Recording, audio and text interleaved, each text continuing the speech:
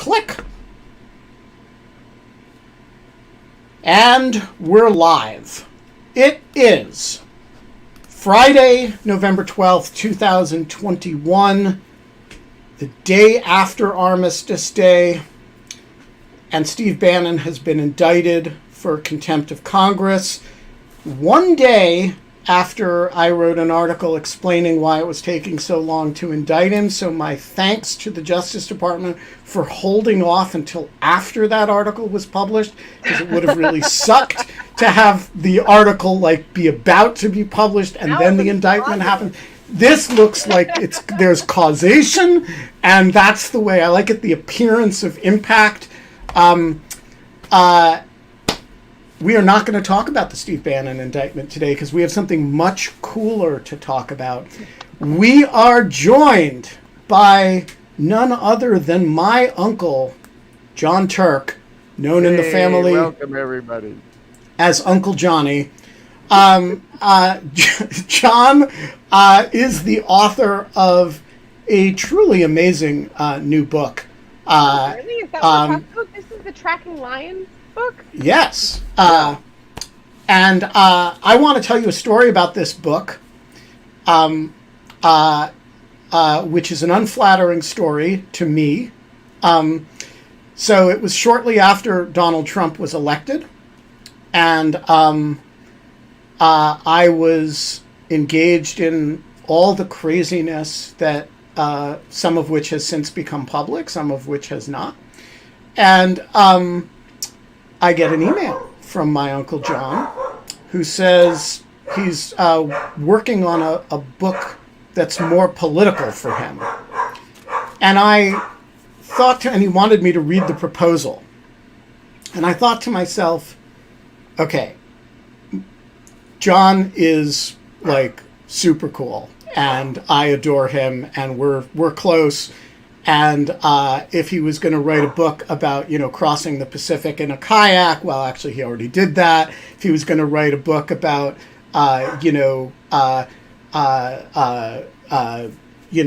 cold oceans, oh, he already did that. Or being healed by a shaman, 106-year-old shaman in Siberia, well, he already did that. All of that shit, I'm like, okay, I'm really excited about this. But John writing about politics just seemed like a category error. And so I have to admit, I kind of dreaded reading this proposal. And I finally read it. Why didn't you say it was about lions? It wasn't then about lions. Oh, it wasn't. Okay. So I start reading this proposal, and I get 5 pages into it, and I'm like, wow, I'm wrong. This is really good and really interesting, and it's really about the tectonic plates of politics in a way that I've never thought about.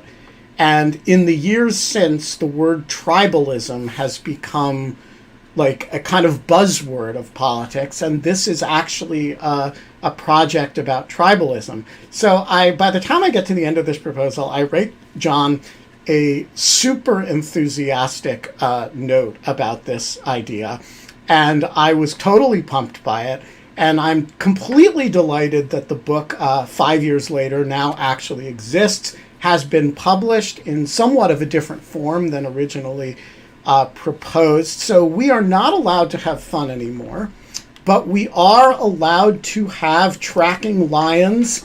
And Can we also have a moment for the last time Jon Turk was on the show? We were so it was the third or fourth show, and you were just on audio. Yeah, it was just you were just a phone call of you in my head. This is what Jon Turk actually looks like. In a Unabomb cabin in in Montana, and you only had a landline. That's kind of what I imagine. So I want to start with the question: what does Donald Trump, American political tribalism, have to do with counting lions in Kenya? Well, that's a long story. Okay. So we start out, I'm in Kenya, and it's my third day there, and all of a sudden they asked me, a lion kills a cow in the local village, and they asked me to track the lion. What's going to happen if we find the lion? Somehow, because I'm working ostensibly with the Lion Conservation Project, we're supposed to convince this lion that it's a bad lion. It shouldn't eat cows. It's supposed to eat zebras. Have you ever tried to train a house cat not to kill sparrows? Anyway, that's a little aside the point. So we're tracking a lion, and they hand me a club, a wooden club. And they say, if this lion comes out of the bushes and starts running at you, when it gets arm's length away and it's just about to eat you, you're supposed to neutralize the lion with this club, rungu. Neutralize, okay. Is that like a technical term? Well, like kill it. Yeah. Supposed to kill the lion. And so they give me a lesson. When I grew up in kindergarten, they never taught me how to kill a lion with a club. I never learned it in high school or graduate school or anything. They give me a lesson on how to kill a lion with a club. And that was kind of funny. I was amused by the whole thing. And then I'm out there and we're tracking this lion, and we're getting really close. The lion's really close.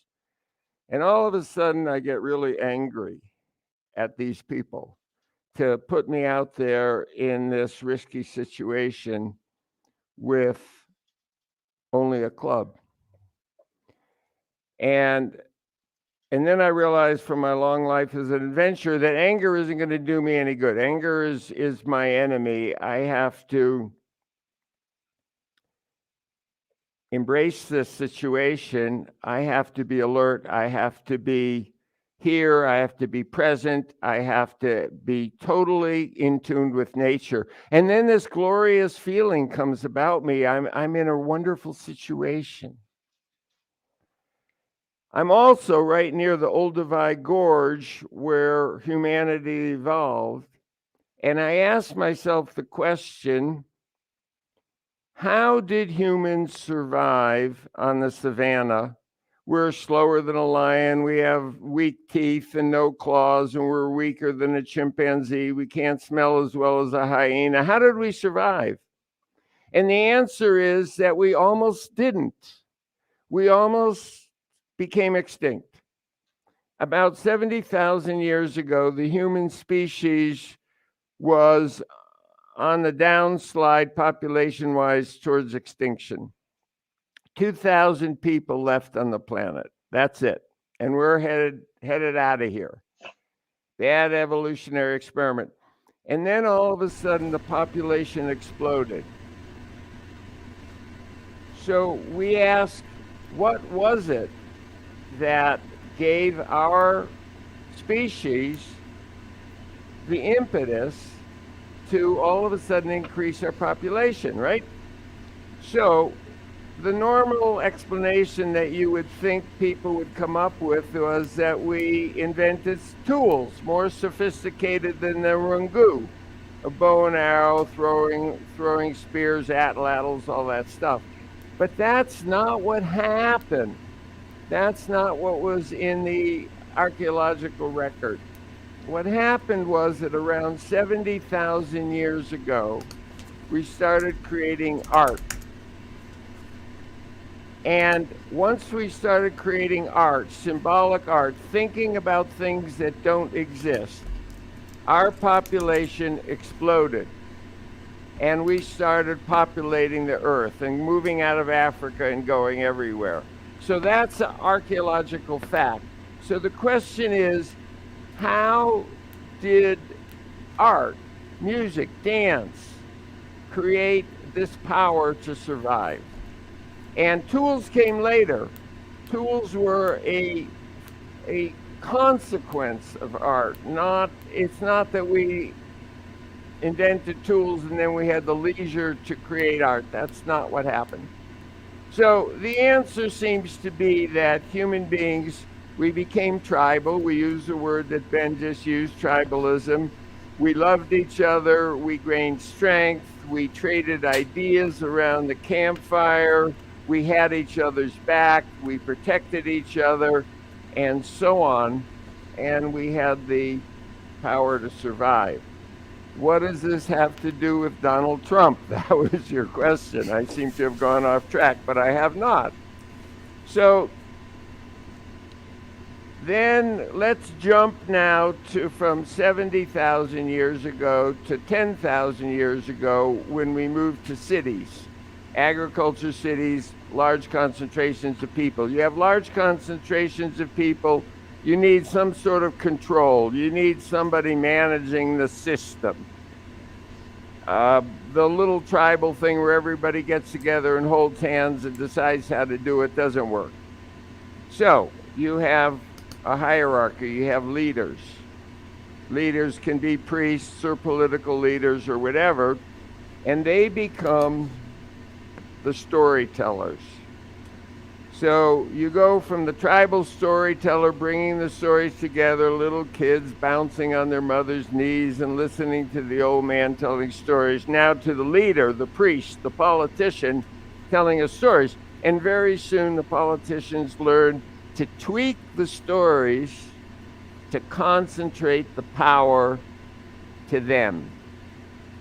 And that's the trajectory that we're dealing with. And that's what my book deals with. In my situation, the narrative goes from tracking the lion, Paleolithic John, out with the tracker Deepa, knowing that we have to be our own little tribe. And then as my time in Kenya goes on, there's all this kinds of political turmoil. And there are guys out there now who want to kidnap me, cut off my head on Facebook and post it, a nice video on Facebook. Well, that's a little exaggeration. I don't know exactly what they wanted to do, but all of a sudden, later in my journey, later in the book, I'm tracking lions, and now everybody that I'm with has an AK-47, and we come across a lion track and we don't follow the lion track because we're on the warpath. And now I'm going through the jungle, not the jungle, the savannah on the warpath with AK-47s. And I have lived the 70,000 years of evolution from the tribal togetherness, the beauty of tribalism, to the situation where if somebody wants to kill me, they don't know me, man. I don't know anybody, any money. I haven't slept with anybody's wife or daughter. They want to kill me because they have a story in their head about me. And, you know, it's a simple jump to stop the steal and make America great again. I mean, these are just stories. And so, yeah, I don't know what the conclusion is. Well, I do know what the conclusion is, but let's go on with your questions, Ben. Kate, do you want to pick up? Yeah. There is so much that you have just described that has purchase in like various aspects of kind of some of the like the academic writing and the anthropological writings that I've read. Like, I don't know if you know this because I haven't read your book and I don't know what your training is, but like the story that you're telling of kind of the power and the rebirth of oral history and the power of it in creating tribalism is like almost like a stud Turkle kind of point. I don't know if you know him. He was like a writer and like an oral, like a person who talked a lot about oral history and like the power of oral history to kind of create a lot of these stories in local communities in particular, and the power of art and jazz and like dance and like metaphor. It's like a really great kind of like it's a really like it's a your point and your illustration is like really geniusly in tail with that. And kind of like I think that you're completely correct. And the other thing that I would just say is like I'm just like very moved by the story of kind of the amplification. You start with a stick and it goes to a gun. And that is like the story of an amplified tribe. Like that is like a tribe that like the amplification of the impact is so much greater from clubbing a lion to like wiping out an entire what is the term for a group of a pride of lions, right? Like, right, that you have like an AK-47, you can wipe out a whole tribe in a second from a distance. And like, I mean, I understand that your points about politics are there, but I also just kind of wanted to point out kind of those anthropologically, like those are some really interesting metaphors too. Like I really kind of I take a lot from those that you picked them. I think it's very interesting.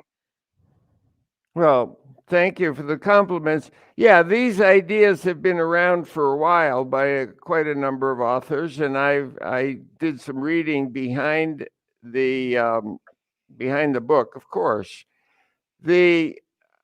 What I hope my book does is takes these political ideas and wraps it into one reviewer called it a eco-adventure thriller, so that the author, is hopefully engaged in the book. Is Jon Turk going to get his head cut off or not?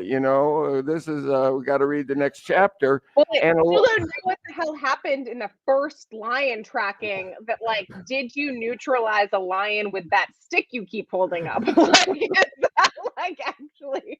Did I hope not? Yeah. No, I never got to. I've spent a whole lot of time around dangerous primary predators, a lot of time in my life around polar bears. And sometimes I carry a 12 gauge. And I never have ever wanted to kill a polar bear. That was the last thing I wanted. The closest I've been to a polar bear is about a little farther than that. I can't do it on the screen that far. And I still didn't pull the trigger because you really don't want to kill the polar bear. You want to respect the polar bear. So, no, we never got to bop the lion on the head. And conversely, the lion never got to eat me. So that part of the story came out happy. So I want to ask about, so you've written about some polar bear encounters in some of your other books. And in particular, you describe, I think it's in Cold Oceans, your first book, or your first non-textbook book. You describe an encounter with a polar bear in which you almost shot one, and in which you were surprised to be interfered with, and then gratified to have been interfered with. I'm curious if you could tell that story in light of the story you're telling here. So here you're talking about tracking a lion as a tribal endeavor, and you're all sort of, there's a togetherness about it. And in that situation, you and Chris, your wife at the time, were sort of out on your own with a polar bear stomping across the ice. How is the situation similar and different? Yeah, well, that situation, a polar bear is running towards us on the ice. Now, running towards us is a fact. That's data. Charging is a assumption of intent.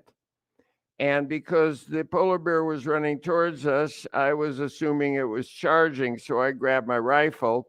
Chris assumed that it was running and just kind of didn't see us or didn't realize we were in the way. And it just needed to be alerted that it was being a bad polar bear for running at us. And so she ran in front of the rifle and waved her hands and yelled, "Go away, bear." And the bear went, and ran away. One of the big themes in my writing today is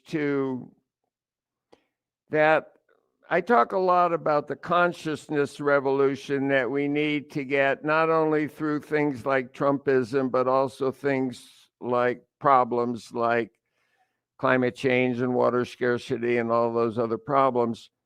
And that we need what I call a consciousness revolution. And I understand that this is, people will say, oh, you're a Pollyanna dreamer and everything, but just hold on a second. So we go back to this lion in the bushes, okay? And the lion in the bushes, we can survive. We have survived as a species with the lion in the bushes without the rifle. That's an anthropological fact. And to do that, we had to build a loving, caring, reciprocal relationship with the earth. And that worked. And I know every once in a while a lion or a polar bear will actually kill and eat a person. But you know what? I'll tell you a secret. Every once in a while, a gun will actually kill a person also. So the gun helps neutralize the lion, but also opens the other Pandora's box.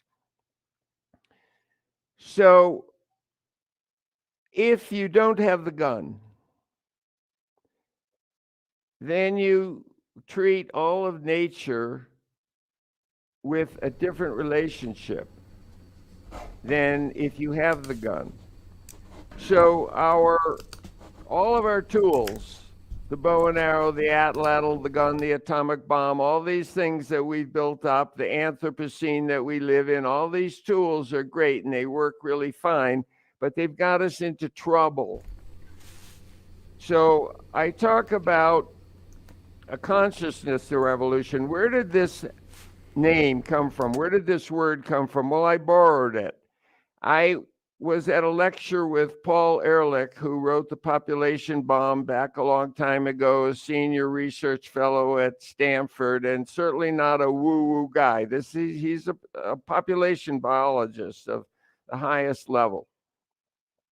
And he gave a talk, and he said the current population is 7.5 billion people, but from a point of view of a population biologist, the population, the sustainable population is half that, 3 billion. And then he went on in his talk.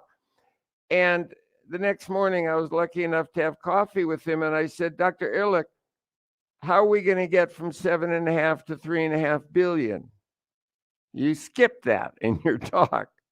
And he said, we need a consciousness revolution. And I picked up on that, man. So look, go back to 70,000 years ago. We had the consciousness revolution to start creating art, to thinking about things that don't exist, to be storytellers, to dancing, to music. And that's what gave us our survival. Then we had the agricultural revolution, the industrial revolution, the computer revolution, and now, boom, we're here. And what I'm saying is that tools, technology, iPads, guns, all that stuff, modern medicine are wonderful. You know, I'm triply vaccinated. I'm a vaxxer. Absolutely, we go for it. But it hasn't been enough, and it isn't enough, and it's not going to be enough, that we need this consciousness revolution. So the metaphor of the lion, getting back to the lion or the polar bear, is that if you can face the lion without dominating the lion, then you're in a headspace where you can face nature without dominating nature. We don't need the bulldozer. We don't need all of that stuff. Yeah, I use bulldozers too, but we don't need them. And that starts our consciousness revolution. So in my mind, facing the lion with the club opened up the door to a different way of looking at the world.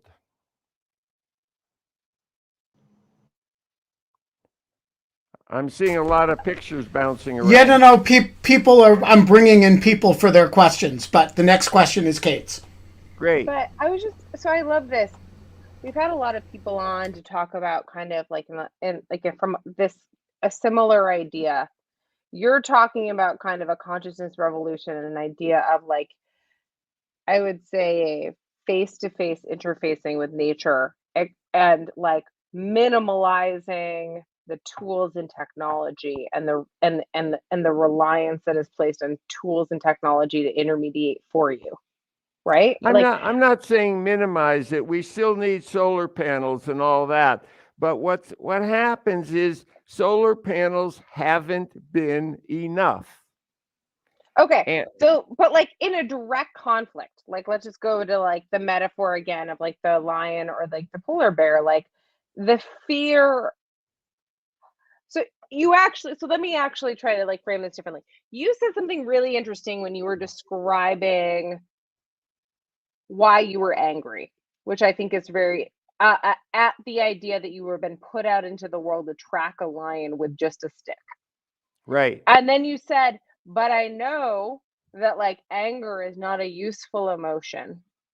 Right. And that is not going to help me in this moment. And that I have to kind of like appeal to a rationality and kind of like, you didn't say that, but I'm like assuming that. So I'm like assuming that you meant like you have to calm yourself and like stay kind of present and like and kind of rationally focused on like what the threat is, and not just have an emotional reaction of anger or something. Is that okay so far? Yeah, you're doing great. Everything Okay. Perfect. So like there's like a couple of different frameworks for thinking of that. In philosophy, I guess like Stoics. The Stoics would say something like, you're like, don't overreact to things, approach it with this neutrality and this calmness, because we should just always be calm and kind of rationally thinking. Okay, that's like a nice theory. Cognitive scientists like Daniel Kahneman would say something like, you think fast and you think slow. You have an emotional reaction to something, but you have the power to pull it back and have a rational response to it. And like there's like variations on this and like across political science and everything else. I'm hearing kind of some of that in what you're saying. And what I think that I'm also hearing in kind of your gun versus stick analogy is like the closer those two things are together, like the least amount of harm that you can do from having the emotional reaction, like having a gun in your hand and being angry, to give you that time and space to like come to I'm not being dominated by this polar bear. This polar bear is just running at me. Like this polar bear just doesn't know what I am. Like coming to that is like the more that friction can be like kind of like given is like what we need more of in the world. Is that wrong, or am I misunderstanding? No, I get you. This is beautiful. Thank you, thank you, thank you. I'm going to take it one step further. You see, I agree with 100% everything you say, but now let's go one step further. We have climate change, okay? This is the lion charging out of the bushes, okay? And it's ripping down and it's charging. Blah, blah, blah, blah, blah, blah. Now, it's not going to help us to get angry, to get mad at that tribe or this tribe or that tribe, or get mad at the fact that, oh, I'm going to have to inconvenience myself by buying an electric solar panel or something like that. So as soon as that anger emotion comes up, I'm in a bad situation, so I'm going to get angry. As an adventurer, I'm giving a workshop tomorrow to take the headspace of an adventurer. So we evolved, evolution trained us to survive. Not trained us, but through the process of natural selection, evolution selects survival and having children and having those children be able to go on to the next generation. It does not select for being happy or groovy or enlightened or anything else like that. It absolutely does not. If you're nasty and you survive, your DNA is on the right track. Boom. So you ask. No, it's a wonderful point. Like, it's absolutely true. We are going to live a long time and likely be miserable, as it's looking right now. Like, but you see, the thing is, altruism, love, kindness, sacrifice did evolve also. Okay, that's the fact. And what I'm going to do in my workshop that I'm working on tomorrow is take the mindset of an adventurer. So you're on a rock wall, you're climbing a rock wall, and you're leading a difficult pitch, and your partner convinced you way back then not to take a number 2 cam, which is a device for protecting yourself, and you're up there and you really need a number 2 cam, and you could fall off and get hurt. Anger. No. And you learn very soon as an adventurer to stay alive. Don't even need to have adventurer. Like, I just, like, with my partner, I'm like, you didn't anticipate that I would want to use that milk, and you put it away in the fridge. Like, why? Right. Why? Like, okay. Like, okay, let's simplify it to the milk in the fridge. But I'm saying, like, I don't get mad about things like that anymore. Like, I just don't. Like, I just don't get mad about things like that ever. I'm like, you didn't mean to do this. You can't read my mind. Why would I expect you to? Like, you made a mistake. I make mistakes. These are mistakes that we all make. Like, that type of empathy is, like, takes you a long way. Okay. But there are some people that do not act that way. There are some people that are angry at other people because of climate change. There are some people that get angry. And somehow we have to diffuse that. And that's what you learn as an adventurer. That's what you learn when you're tracking a lion with a stick. And that's what I talk about in the book. That's what the consciousness revolution is about. And that's what gave us our survival in hard times. And we are in hard times now, and we need the exact same consciousness revolution that we had 70,000 years ago. That's all we need. Okay. It's a big ask, though. We need a once every 70,000 year consciousness revolution, but that's all we need. You're talking about becoming more in touch with the feelings in your body, and like how they actually, like, the emotions and how they impact your body. And all these things. But, like, anyway, I'm totally for it. I'm trying to define it a little bit more precisely.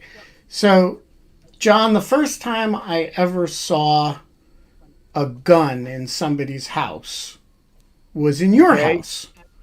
And specifically hanging on the door of your bathroom in the house in Darby, Montana. There was a large hunting rifle, and I went in there and peed and turned around to open the door and was staring a gun in the face. And I have to say, it completely changed my understanding of what guns were. Because Jon Turk is not a violent person. He's not part of a gun culture. He's not, I understand. Like, you thought of guns before this moment as like a violence thing, like not as I had shot 22 rifles as a younger child at camp, and so I had some experience with guns. But I thought of like having guns in your house as a reflection of a cultural identity and a tribal kind of thing, and you do a certain amount of subsistence hunting. For which one needs a rifle. And so my question is your gun closer to the gun you're talking about now? Or is it closer to the wooden rungul or that you're holding in your hand, where does it fall on that list, on that tool spectrum that you're describing? Yeah, thank you. You have a unique perspective. You've been in my bathroom. Note that he's not denying the central point here. No, I'm not denying nothing. Yeah, I have rifles. I have very good rifles, beautiful rifle with a good scope. I fly around on airplanes. I have cars. I have a computer. I have all that stuff. I use all the, not all the, but a lot of the technology that's available to us. My wife and I, for not years, but decades, have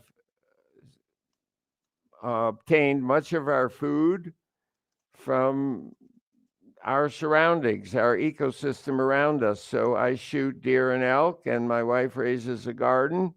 And in years past, a very high percentage of the food that we eat every year came from our own efforts. And that's the way it is. But I'm not a person who believes that you should be able to carry an AK-47 to a demonstration where there's differences of opinion and you should carry the gun. And when I was in Africa, when there were guys with guns out there who wanted to shoot me, I found it quite disconcerting. So what's the point here? The point is that our technology, we just said this, our technology is wonderful. I've been vaccinated 3 times, I say again. And our technology will help us get out of the mess that we're in. But our technology alone will not get us out of the mess we're in. We need our brain to use our technology and use it wisely, and that's what I'm trying to say. Did that answer? All right, yeah, very much so. I think it's a it's the point that separates you from a lot of less nimble, angrier minds on this subject. Christopher, the floor is yours. Good evening, John. It's a pleasure and honor to talk with you. So you had a predecessor in adventurism, George Mallory, who supposedly said when asked, "Why do you want to climb Mount Everest?" he answered, "Because it's there." And he may or not have been the first person to climb Mount Everest. You know, people still debate whether he made it. Obviously, he died on the mountain. I looked at your bio, and you had mentioned that you have numerous first ski descents of some mountains. And I wanted to ask you, in light of during the pandemic, a lot of the ski areas were closed. A lot of skiers got into backcountry or ski touring. You know, going out on a mountain without it being patrolled and without guides and safety stuff. So in your calculus on which mountains to do first ski descents, what kind of factors went into that? And I'm especially interested in the environmental and ecological impact assessments. You know, there's a lot of tall mountains that are considered sacred mountains by indigenous tribes or people who live around there. So what is sort of like the calculus and sort of being the first person to make a ski descent of a potentially dangerous mountain, and to what extent did you have like environmental impact studies that influenced which mountains you would attempt because they're there, to use Mallory's phrase, and which ones you would just simply avoid being the first? Great. Thank you for that, Christopher. First of all, I personally disagree with Mallory. You climb a mountain or do a first ski descent, not to conquer the mountain, but to deal with the relationship inside yourself. To me, it's an inner game, not an outer game. So when you are climbing something or skiing something or doing something that is never done before, you are entering an unknown, and you are relying on yourself in a way that you don't have to rely on yourself if there's a guidebook. And as for sacred mountains, man, there's lots of sacred mountains, and I totally respect indigenous people. I totally respect religious people. If they have a sacred mountain, it's a sacred mountain. Peace be with you, bro. And I'm not going to interfere on that at all, ever. But there are lots of mountains that are still left for adventuring. And climbing up and skiing down a mountain does not harm the environment. It's a game inside your own self. Yeah. Itamar, the floor is yours. Hi. So you were talking about the. I need to remind myself about the question about the. About art and dance causing us to thrive, and I was curious why you believe that art and dance cause us to thrive rather than us thriving, giving us the resources to develop art and dance. Well, it's just it's not what I believe. It's the data that the big brain, our brain evolved over a period of 5 million years. And the big brain is the brain is a very expensive metabolic organ. It uses 5 times the calories per gram of tissue that a muscle uses. So if evolution is going to select for a big brain, the big brain has to provide a evolutionary advantage in that generation. Not, you don't grow a big brain so that 1 million years from now you're going to build a rocket ship. Evolution, natural selection doesn't work that way. So, or develop like domestic animals, or develop domestic agriculture techniques, which took a long period of time. Just, I think, to his point also, which is just that like those resources allowed for the growth of some of these things, but those were much longer in they couldn't be generational. Absolutely correct. So the big brain was growing, our brains were growing for a few million years before we developed sophisticated tools and weaponry. We had very simple tools, but not sophisticated tools. So it's an absolute fact that our big brain evolved before sophisticated tools. And back to that transition at 70,000 years ago, what we see in the anthropological record is art. And we don't see sophisticated napped arrowheads until later. So it's not what I believe, it's what is in the anthropological record, and that's wonderful. That's so wondrous to know that. Every time the school board tries to cut the art budget because we should be learning the reading, writing, and arithmetic, tell them, hey guys, you're on the wrong track because you're missing out on the key point. All right. Ev, who cannot come on screen, asks, I think, a key question that everybody's thinking about. Is one born a Jon Turk, or rather, does one become a Jon Turk? Was there a moment when you were a boring, normal human being and then decided you'd become someone who neutralizes lions with a stick? I don't think you decide to become a person who will chase a lion with a stick. I think you're born that. They tell me, my parents tell me, I don't remember this. We grew up in Brooklyn, apparently there was a vacant lot, and my mother tells me or told me that as soon as I could walk, I would run away, and they would go to the vacant lot, and I would be walking through the tall weeds, and the weeds were higher than me, and they would see the weeds waving, and they'd know that's where I was.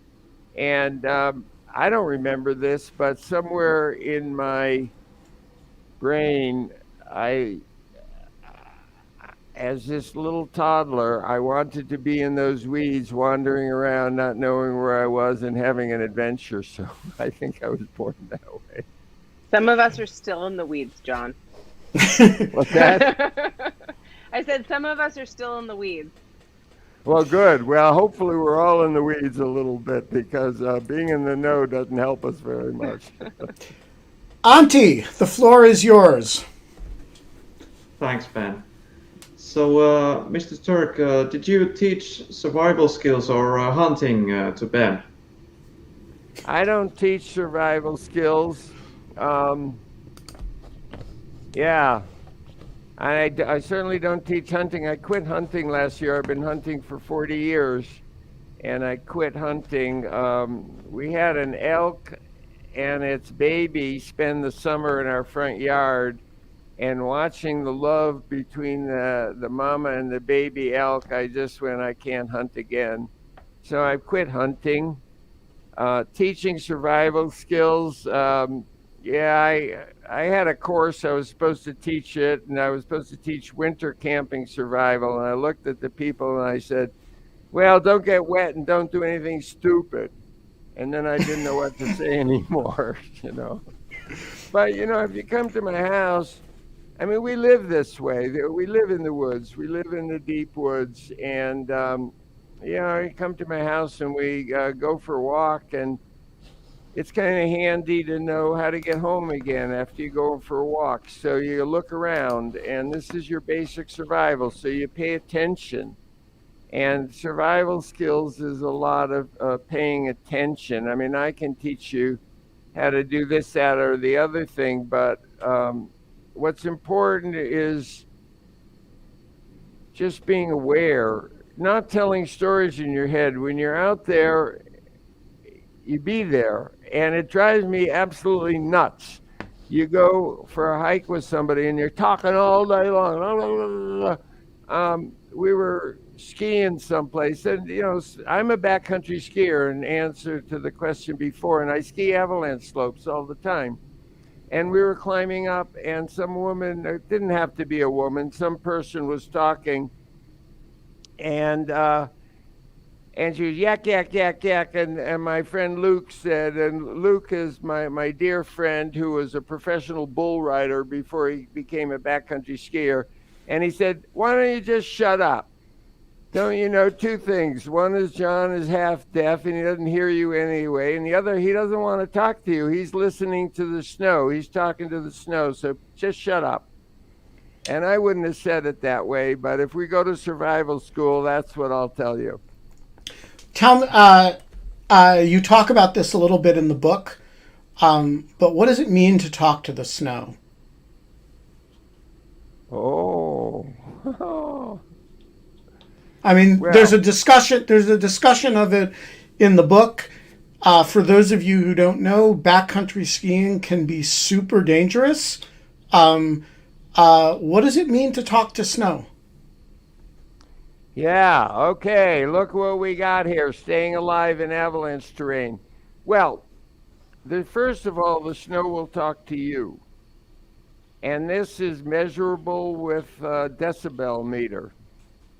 What's important to stay alive in avalanche terrain, that's crazy that you have that book right there, is not to know what's happening on the surface of the snow, but what's happening underneath the snow.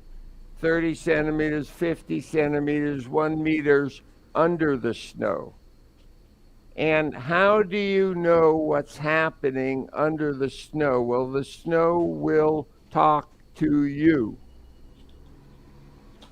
It makes sounds, subtle sounds. And like that. If the snow does that, the snow is talking to you. Now, when I say talk back to the snow, there's a bit of a hyperbole in there. I know the snow doesn't have ears and consciousness in the same way that a lion or a person has ears and consciousness. But when I say talk to the snow, it's opening up a reciprocal communication with nature and treating nature as a sentient, alive organism. And once you start with that, this is Mother Earth. You don't throw garbage on your mother's head because she's your mother, you know, you love her. And so when I say talk to rocks, talk to snow, that's the first step. Snow, good morning. How are you this morning? What do you have to tell me that will help me stay alive today? What happened to you last night, Mr. Snow? Was it cold? Did that cold change the crystal structure of your snow? And once you start talking to snow, rather than talking to your neighbor about blah, blah, blah, the last Facebook post, once you start talking to the snow, then you listen to the answer. And the answer tells you how to stay alive.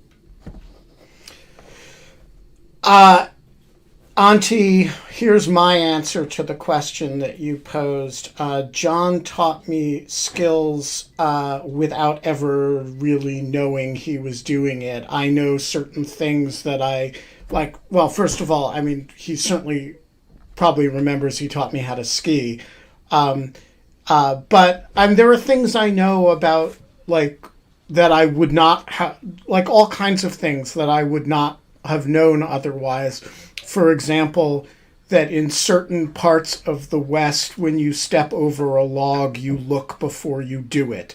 I didn't know that.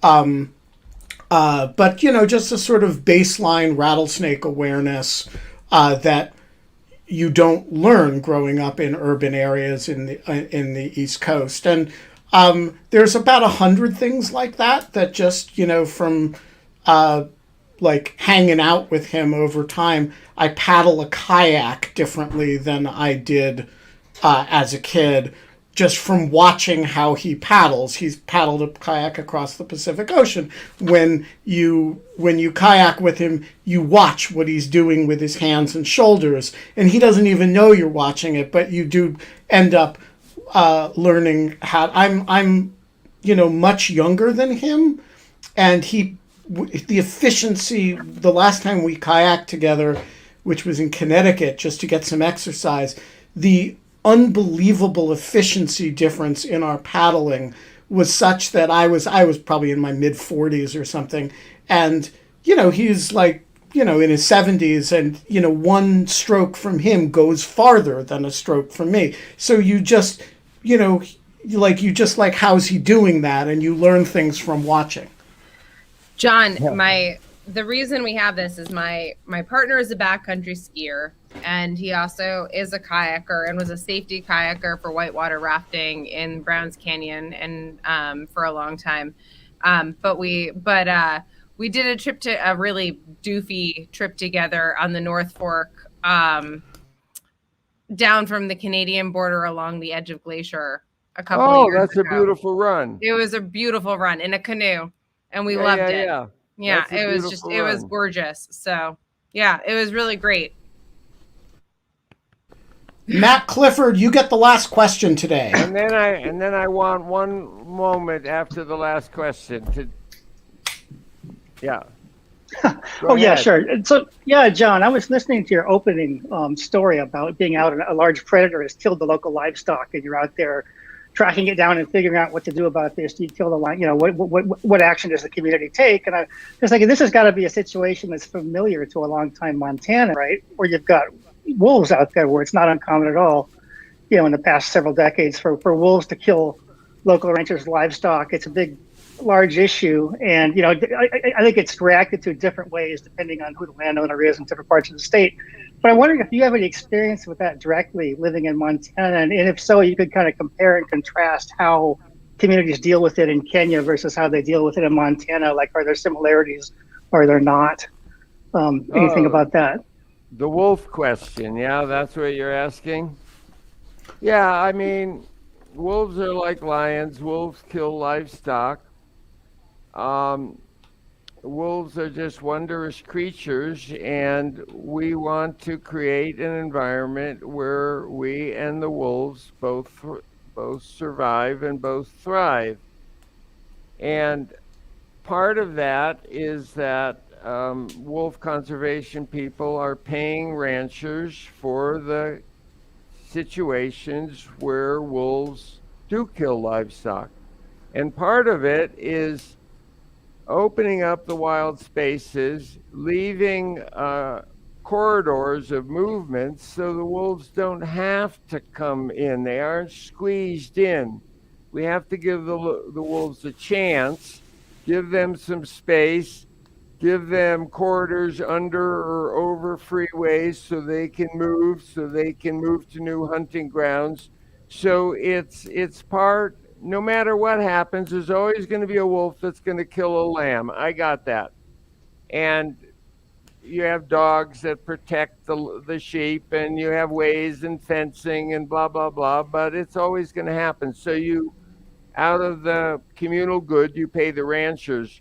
But it's also about creating habitat.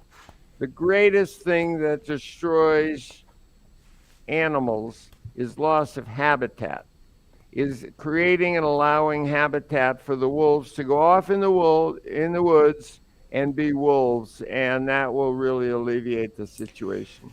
And how, I think the part of the question Matt was trying to get to is how similar or different is that from the problem you were dealing with lions in Kenya? It sounds like it's basically the same problem. No, I think it's actually, well, sorry. I actually, maybe I'm wrong, but I took Matt's question to kind of be about like, this vigilante kind of like, let's go find the lion. Is that the same type of thing that you see with wolves, like in Montana? Well, yeah, there's angry people out there that want to kill high-end predators. There's people who want to kill high-end predators so that they can stuff them and hang them on the wall. But yeah, the answer to your question, it's very similar. The lions are being squeezed out of their habitat by habitat destruction, by farming, by cities, by roads. And what we were ostensibly trying to do, the theory that when I went there, but somehow it never really happened, is that you have a lion that kills a cow. So you track that lion and you dart it and you radio collar it. And then you get a warrior to become responsible for that lion. In the old days, a rite of passage was to kill a lion with a spear. A little bit more sophisticated than the rungu, but if you wanted to win a bride, if you wanted to convince a father to give her your daughter, you had to kill a lion with a spear. So now what lion conservation people are doing is saying, radio collar the lion and make one person responsible for that lion. And when that lion gets close to the cattle, gets close to the herd, that person is alerted because he knows the position and goes after the lion and starts throwing clogs of dirt at it or doing whatever. And after a while, that lion will get to know you. It will get to know that person. And after a while, and this has actually been tried and proven in Africa, that you can get a relationship between a warrior and a lion, and that will keep the lion eating zebras and wildebeest and not eating cattle. Because every time it sees yeah. So like, okay, I'm sorry to like do this, apologies, but like this is super interesting to me because there's a lot of studies on cattle, and especially in the US, because they're just like grown in such huge numbers. And it's like this huge industrial good.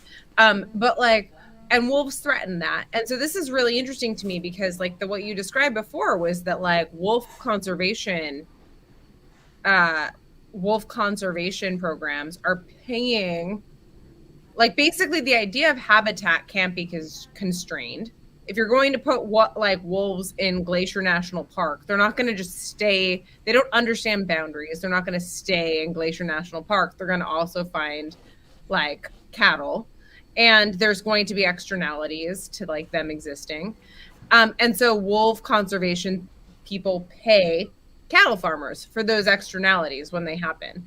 And that's like a very economics solution to the problem and seems both like fine, but I'm wondering how that plugs into the idea of like a consciousness mind of like, it seems so much closer to the solution you just described with lions and radio collars and technology of one person assigned to one lion and having almost a relationship with that lion as kind of a dispute resolution mechanism, as opposed to just paying for the harm after it happens. Does that make sense? Yeah, I hadn't thought of this before because somehow I hadn't put the wolf problem and the lion problem together. But I think it would be a wonderful program if you have a wolf that has been identified as a livestock killer, to do this, radio collar it and get one active person to go build a relationship with that wolf. That would be wonderful. And wouldn't that be amazing? It would be amazing. I would do it in a heartbeat. I bet a lot of people would. You jump in your car and you go chase that wolf down. I mean, wolves are dogs. And I've had some really close relationships with wolves in my travels, and you treat it like a dog and you go, no, you got to go away, you know, and this is bad, and go into the woods. And this is the consciousness revolution. This is exactly what we have to start doing. We have to start building our friendship with this wolf and ending up with a better world for both the cows, the people, and the wolves. So yeah, let's do it. Yeah, let's do it. I'll come to Montana and live for 2 years and just like radio collar wolves and follow them around. You don't have to convince me. I'll come do it with you. All right, we have to wrap, but Jon has claimed a point of personal privilege, which we are going to honor. So Jon, the floor is yours. I'm going to hold up my book upside down. Hang on, wait, get your face in there. Wait, hold on, because we're okay. Here we go. There it is. Here we go. All right, I'm going to don't go away yet. Move it a little bit towards your face. Good, we got it. And just encourage you to try this book out. I think it's a great read, and you'll enjoy it. And write me an email at john@jonturk.net, and let's have a dialogue. All right, I'm putting the email in the chat. The book is out. It is available. You should all buy it. Jon, you're a great American, great citizen of the world. You've been called a bad traveler in other worlds, but a great traveler in this world. I can't speak to the former point, but the latter point is certainly correct. And I love you very much, and it's great to see your face.